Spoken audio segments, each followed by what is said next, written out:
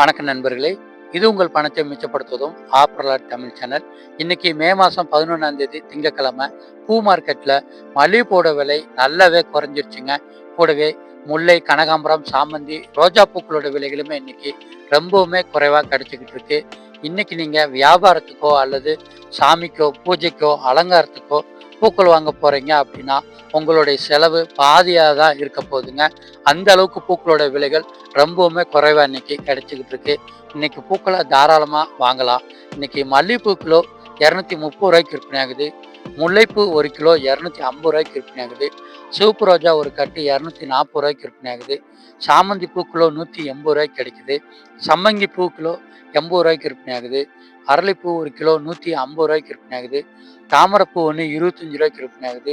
துளசி ஒரு கட்டு 50 விற்பனை ஆகுது. செண்டுமல்லி 1 கிலோ 180 விற்பனை ஆகுது. கனகாம்பரம் 1 கிலோ 350 500 வரைக்கும் விற்பனை ஆகுது. நந்தியாவட்டம் 1 கிலோ 180 கிடைக்குது. பட்டன் ரோஸ் 1 கிலோ 200 விற்பனை ஆகுது. ஜாதி மல்லி 1 கிலோ 300 விற்பனை ஆகுது. கோழிக்கொண்டை பூ கிலோ 100 விற்பனை ஆகுது. மறிக்கொழுந்து 1 கிலோ 70 விற்பனை ஆகுதுங்க. பூக்களை நீங்கள் மொத்தமாக வியாபாரத்துக்கு வாங்குறீங்க அப்படின்னா வண்டியிலிருந்து மூட்டையாக வாங்கிட்டீங்கன்னா ரொம்பவுமே விலை குறைவாக கிடைக்குது.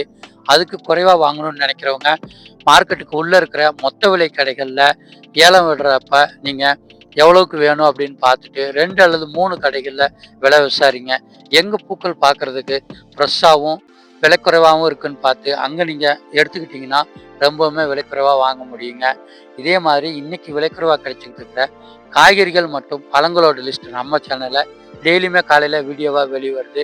நீங்கள் மார்க்கெட்டுக்கோ கடைக்கோ போகிறதுக்கு முன்னாடி விலைக்குறைவான பொருட்கள் என்னென்ன அப்படின்னு தெரிஞ்சுக்கிட்டிங்கன்னா அதை வாங்கி உங்களுடைய செலவுகளை குறைச்சி லாபத்தை அதிகரிச்சுக்கலாம். நாளைக்கு பூக்களோட விலைகள் என்னன்னு பார்க்கலாம்.